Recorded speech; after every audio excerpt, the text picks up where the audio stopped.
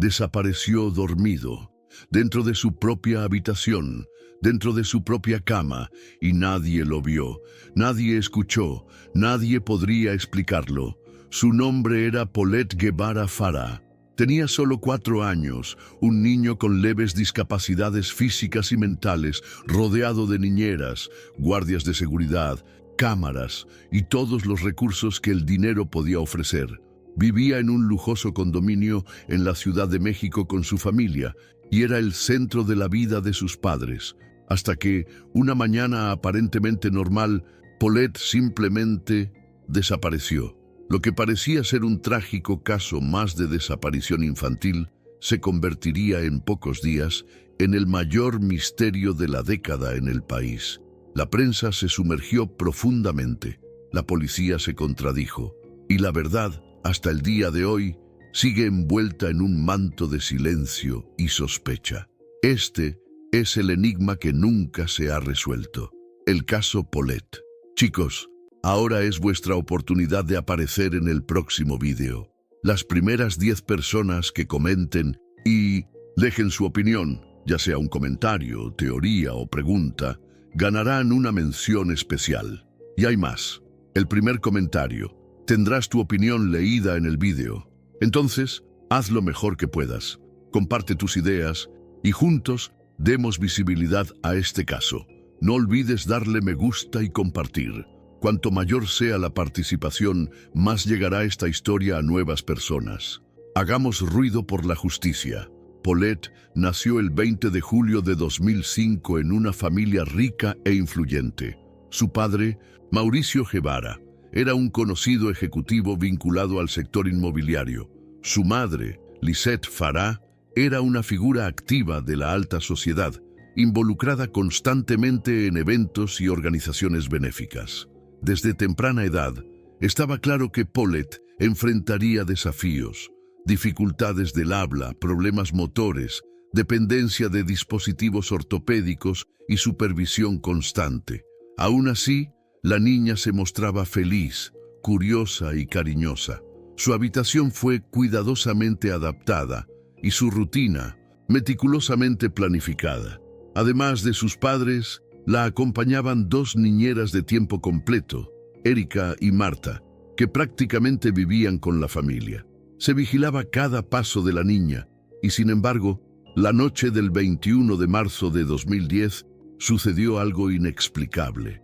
Ese domingo, Lisette regresó de un viaje corto con sus hijas, Paulette y Lisette. Según su relato, la noche transcurrió con normalidad. Bañó a las niñas, las acostó y se acostó. Erika, la niñera encargada de despertar a Paulette al día siguiente, sube a su habitación sobre las 8 de la mañana y la niña ya no está. La cama todavía hecha, las almohadas en su lugar. No había señales de que el niño se hubiera quedado solo ni de que alguien se lo hubiera llevado. Erika baja corriendo, advierte a Lisette e inmediatamente comienza un torbellino. Los padres revisan todo el edificio. Niñeras buscan habitaciones. Se alerta a los vecinos.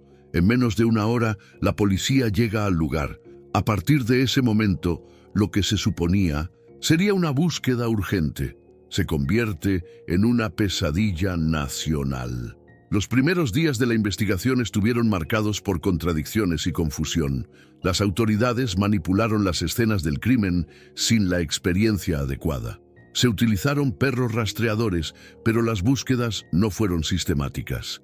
La habitación de Paulette fue registrada más de una vez, y los informes policiales indican que se analizaron su colchón, ropa de cama e incluso armarios. Y aún así, nada. No había señales de entrada forzada, sin ventanas forzadas. No reportan ruidos, ni vecinos, ni guardias de seguridad. Las cámaras del condominio no captaron a ningún extraño entrando o saliendo con un niño. Era como si Paulette se hubiera evaporado. Al mismo tiempo, Lisette Farah comenzó a dar entrevistas. Apareció en televisión con cara seria pidiendo que le devolvieran a su hija. Pero algo en su comportamiento empezó a molestar al público. A medida que se intensificaron las búsquedas, la prensa se instaló afuera del condominio. Helicópteros sobrevolaron la zona, canales de televisión transmitidos en vivo. El rostro de Paulette apareció en carteles, en las noticias y en las redes sociales. Sin embargo, lo que más llamó la atención fueron las entrevistas a las madres, la frialdad, la mirada lejana, la forma controlada de expresarte. En un momento, Lisette llegó a decir que Paulette no era una niña como las demás y que quien se la hubiera llevado habría tenido grandes dificultades para mantenerla con vida durante mucho tiempo. La declaración causó repulsión. Muchos empezaron a sospechar. Internet estaba lleno de teorías, que la madre sabía más de lo que decía, que la desaparición no fue un secuestro, que había algo escondido dentro de esa lujosa casa. Lo que pocos sabían en ese momento es que los investigadores también sospechaban. En silencio, la fiscalía comenzó a aislar a los implicados. Mauricio y Lisette fueron sacados, llevados a diferentes hoteles y mantenidos bajo vigilancia. Celulares incautados. Las niñeras volvieron a interrogar y luego vinieron las declaraciones contradictorias. Las niñeras dijeron que Lisette se había comportado de manera extraña la noche anterior, que no quería que Paulette durmiera en la habitación. Quien cerró la puerta, Lisette dijo que todo transcurrió con normalidad. El padre, por su parte, afirmó no estar presente en la casa esa noche, pero luego admitió que sí, las versiones no coincidían, y la tensión no hizo más que aumentar, hasta que, 9 días después de su desaparición, el cuerpo de Paulette fue encontrado en un lugar que desafía toda lógica. La mañana del 31 de marzo de 2010, 9 días después de la desaparición de Paulette, la habitación de la niña fue revisada por peritos, a petición directa de la fiscalía. La cama fue inspeccionada nuevamente, esta vez prestando más atención a las sábanas y costados del colchón.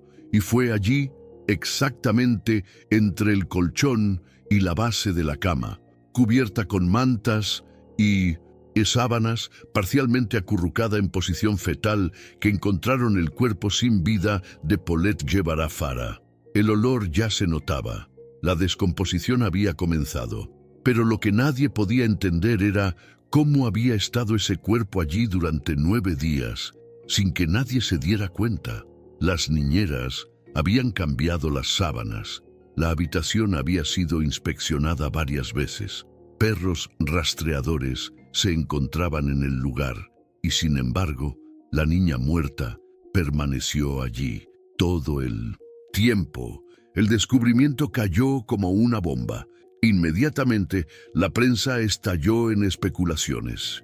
La pregunta principal era, ¿fue esto un accidente o un encubrimiento? Según el reporte oficial de la Fiscalía de la Ciudad de México, Paulette murió por asfixia accidental. La hipótesis planteada fue que la niña se había deslizado en el espacio entre el colchón y la cama, quedando atrapada, sin poder moverse debido a sus limitaciones físicas. Como nadie notó su ausencia durante la noche, habría muerto en silencio. Pero esta explicación no fue convincente. Muchos expertos señalaron que era prácticamente imposible que el cuerpo pasara desapercibido durante tanto tiempo, especialmente con tanta gente entrando y saliendo de la habitación. La teoría del accidente se convirtió, a los ojos del público, en un insulto a la inteligencia colectiva. Algo allí estaba siendo encubierto. El fiscal general del caso, Miguel Ángel Mancera, intentó respaldar la versión oficial. En conferencia de prensa, afirmó que no existían elementos suficientes para acreditar el homicidio y que la investigación no identificó la participación de terceros. También dijo que, por la posición en la que fue encontrado el cuerpo y los informes de la autopsia, se consideró que la muerte fue un accidente doméstico. Sin embargo, el propio vídeo del momento del descubrimiento del cuerpo, que se filtró días después, mostraba reacciones sospechosas. La madre, cuando fue informada del hallazgo, pareció sorprendida, pero no sorprendida. El padre mostró enojo, pero pronto guardó silencio. Las niñeras permanecieron en silencio. Era como si todos allí supieran, en el fondo, que algo andaba profundamente mal, pero nadie tuviera el coraje de romper la fachada construida. Con la publicación del informe oficial, el caso fue cerrado por las autoridades. Nadie fue arrestado. No hubo acusaciones. La muerte fue catalogada como accidental. Pero el país no aceptó esta conclusión. Una ola de indignación recorrió la sociedad mexicana. Los medios comenzaron a investigar por su cuenta. Periodistas, médicos forenses y psicólogos comenzaron a conceder entrevistas, exponiendo grotescas deficiencias en el proceso. Falta de conocimientos iniciales adecuados, contaminación de la escena del crimen, retrasos en la recogida de pruebas, manipulación de los medios de comunicación e incluso posibles influencias políticas que protegieran a la familia. Después de todo, los Guevara Fara no eran una familia cualquiera. Tenían dinero, conexiones e influencia, y el Estado, en ese momento, parecía más interesado en silenciar el escándalo que en revelar la verdad. Y entonces surgieron las teorías. La más popular decía que Paulette había muerto esa misma noche de su regreso tras un momento de abandono o agresión. Esta hipótesis sugiere que la madre, Lisette Fara, se habría enfadado con la niña por algún motivo, tal vez por un episodio de llanto o insomnio, y la habría asfixiado accidentalmente con una almohada. Al darse cuenta de la muerte, habría escondido el cuerpo debajo de las sábanas y habría acordado con las niñeras guardar silencio. Durante los días siguientes, todos fingieron no saber nada, a pesar de que la casa fue invadida por la prensa y la policía. La versión fue reforzada por psicólogos que analizaron el comportamiento de Lisette en entrevistas. La frialdad, la distancia, las frases desconectadas, todo parecía indicar que sabía exactamente dónde estaba Paulette desde el principio. Otra teoría, aún más oscura, apuntaba al padre, Mauricio Guevara. Según esta hipótesis, habría descubierto algún secreto inquietante, como abusos o malos tratos a su hija, y, en lugar de denunciarlos, habría decidido colaborar con la versión del accidente para proteger la imagen de la familia. El hecho de que inicialmente mintiera acerca de su presencia la noche de la desaparición generó aún más sospechas. ¿Por qué ocultar un detalle tan importante? ¿Estabas tratando de protegerte? ¿Estaba tratando de proteger a Lisette? ¿O habría participado él mismo en algo más grande? A pesar de todas estas preguntas, Mauricio nunca fue considerado un sospechoso formal. Mantuvo absoluto silencio tras el hallazgo del cadáver y se distanció completamente de los medios de comunicación. Pero, ¿qué pasó con Lisette Fara después del caso? Se convirtió durante años en la figura más controvertida de México. Acusada informalmente por miles de personas, llegó a ser vista como una especie de villana pública. Los informes de investigación comenzaron a indagar en su vida personal. Fiestas constantes, comportamiento inestable, un presunto historial de abuso verbal contra sus hijas. Durante semanas, los programas de televisión taparon sus gestos, sus palabras, incluso su ropa, en un intento de entender si allí se escondía un frío criminal o una madre en duelo. Lisette incluso concedió entrevistas después del caso, afirmando haber sido víctima de un linchamiento mediático, pero su intento de victimizarse tuvo poco efecto. El público ya había emitido su juicio, y para muchos, ella fue responsable de la muerte de Paulette, incluso sin pruebas. Con el tiempo, empezaron a emerger otras capas de la historia. Uno de ellos tenía que ver con el posible papel de las niñeras en el encubrimiento. Erika y Marta vivían con Paulette todos los días y eran responsables de su alimentación, higiene y seguridad.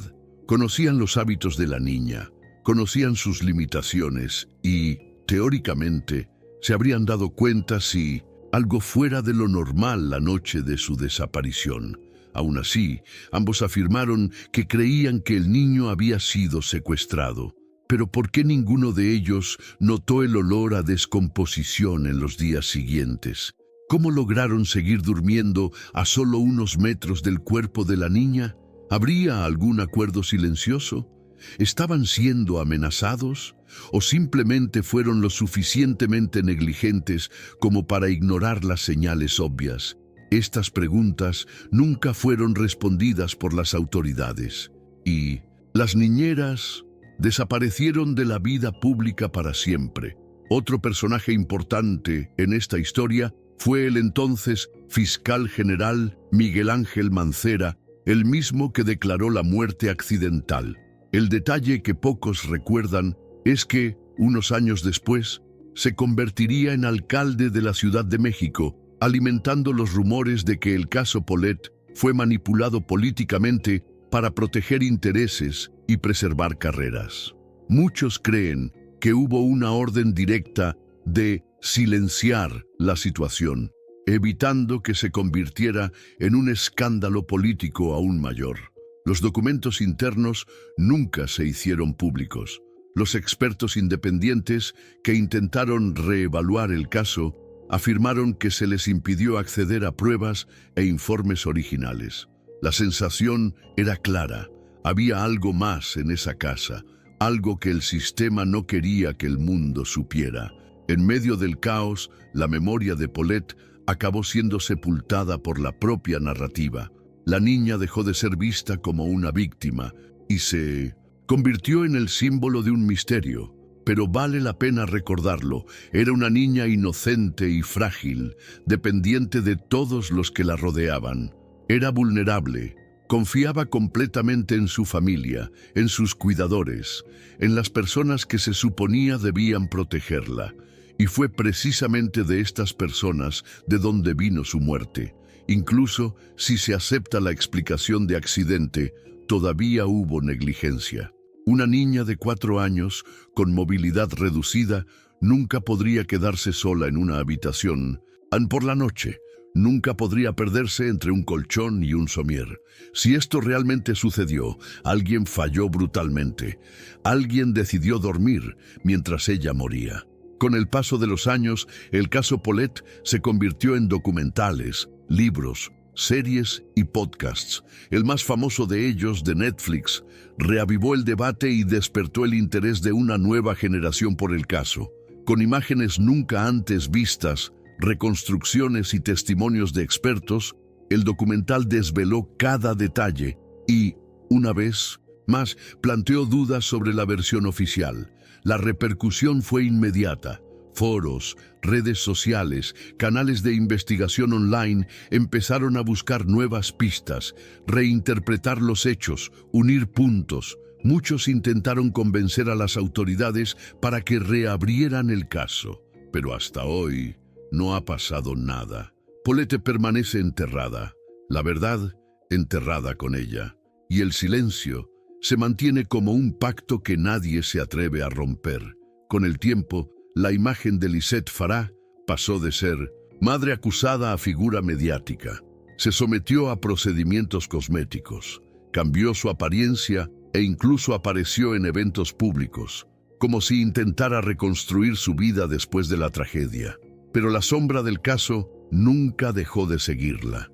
Donde quiera que apareciera, la seguían miradas críticas. En entrevistas más recientes, afirmó que México nunca la perdonó, aunque nunca fue acusada formalmente. Dijo que lo perdió todo: su hija, su matrimonio, su estabilidad, y en su lugar solo quedó una mujer marcada. Una mujer que, según sus palabras, fue acusada de matar a su propia hija sin pruebas, solo por ser una mujer fría y de clase alta. Para muchos, sus palabras sonaron como manipulación emocional. Para otros, como un grito de desesperación de alguien que, en realidad, pudo haber sido víctima de algo aún mayor. Mauricio Guevara, por su parte, se sumergió en el anonimato. Después de divorciarse de Lisette, se negó a dar entrevistas y rara vez aparecía en público. En documentos obtenidos por periodistas años después, se reveló que luchó por la custodia de la otra hija de la pareja, la hermana mayor de Polet. Pero el tribunal dictaminó que se quedaría con sus abuelos maternos. Según trascendió, Mauricio nunca superó lo sucedido. La tragedia lo transformó profundamente. Amigos cercanos dijeron que vivía con culpa, no por la muerte misma, sino por omisión, por silencio, por no haber hecho más, por no detenerlo. Es difícil decir qué pasaba por su mente, pero una cosa es segura: la vida que conocía quedó destruida para siempre esa noche de marzo de 2010. Años más tarde, el caso volvería a salir a la palestra tras la filtración de una serie de grabaciones inéditas realizadas durante los primeros días de la desaparición. En estas grabaciones, Lisette hablaba con familiares y autoridades con una tranquilidad desconcertante. En un momento dijo: «Ella no puede estar muy lejos. Está aquí. Sé que lo está». La frase generó polémica. ¿Por qué diría «ella está aquí»? El cuerpo, de hecho, estaba allí, en la habitación, en ese momento. La frase a muchos les pareció un desliz, como una confesión involuntaria.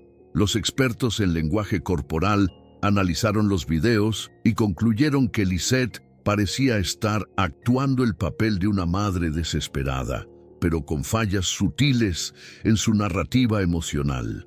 Expresiones de falsa sorpresa, gestos calculados, apartar la mirada al hacer preguntas cruciales. Nada de esto fue llevado a los tribunales, pero fue suficiente para reavivar la sospecha pública.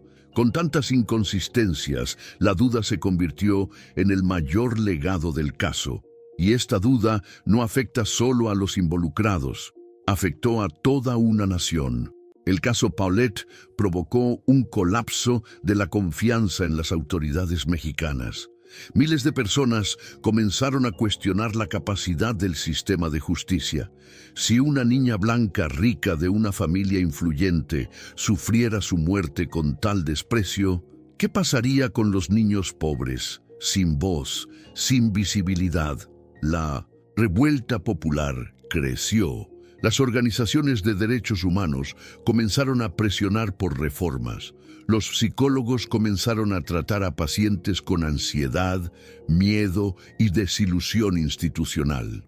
El caso Paulette había dejado una herida abierta, no solo en la familia, sino en el corazón de México. Entre bastidores, el caso también sirvió como advertencia sobre fallas técnicas en las investigaciones criminales del país.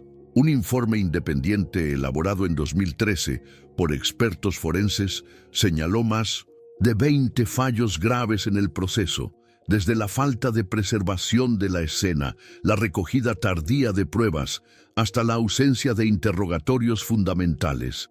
Los perros rastreadores fueron mal utilizados. Áreas cruciales de la habitación fueron ignoradas en los primeros días y no hubo una reconstrucción oficial de los últimos momentos de la niña. Todo esto indicaba que el sistema no estaba preparado y tal vez incluso estaba saboteado. La Fiscalía nunca respondió directamente a las acusaciones.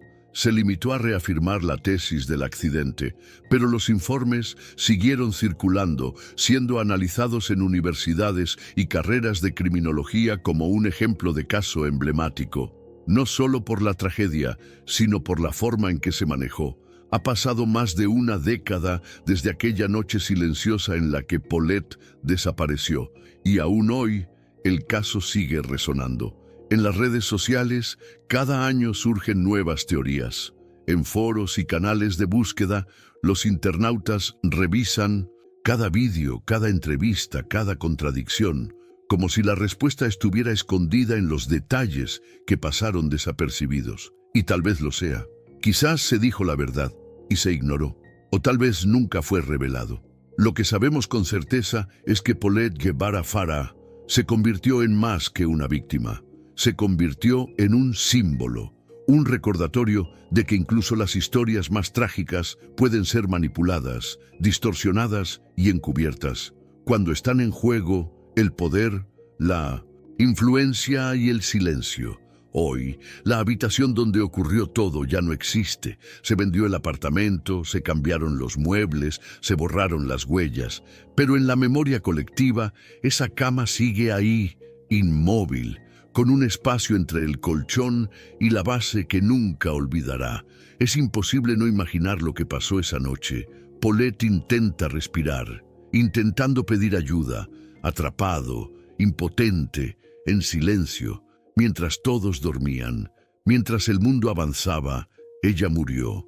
Y esta imagen, por dolorosa que sea, es la que mantiene viva la indignación de quienes exigen justicia, porque un niño no muere así, sin que nadie se dé cuenta. Un niño no desaparece en su propia casa durante 9 días, sin que nadie lo sepa. El caso de Paulette Guevara Farah nunca será solo un misterio. Se ha convertido en un espejo de la sociedad, un reflejo de cómo el poder, el prestigio y la imagen pública pueden silenciar las verdades, distorsionar las investigaciones e impedir la justicia. Cuando un niño de 4 años desaparece en su propia habitación y es encontrado días después donde ya todos habían buscado, no estamos ante un simple error. Estamos ante un sistema que ha fracasado, y lo más aterrador es pensar cuántas otras Paulettes han sido silenciadas de la misma manera, sin que el mundo siquiera lo sepa. Este caso nos obliga a reflexionar sobre el verdadero horror, porque no solo está en escenas violentas o en sangre derramada, está en silencio, en abandono, sin miedo a meterse con los poderosos. Es la opción de aceptar versiones oficiales que no se sostienen simplemente porque es más fácil olvidar que afrontar la verdad. Y mientras eso sucede, todos estaremos expuestos al riesgo de repetir los mismos errores, permitir que el silencio sea más fuerte que la justicia. Si has llegado hasta aquí, es porque crees que historias como la de Paulette no se pueden borrar. Por eso, te invito a registrarte ahora para resolver el pecado del enigma. Aquí damos voz a quienes ya no pueden hablar. Descubrimos casos olvidados, investigamos lo que quedó en las sombras y buscamos respuestas donde todos se dieron por vencidos. Tu suscripción es lo que mantiene viva esta misión. Activa las notificaciones, deja tu comentario y comparte este video. Porque mientras el caso Paulette siga sin explicación, el silencio seguirá ganando.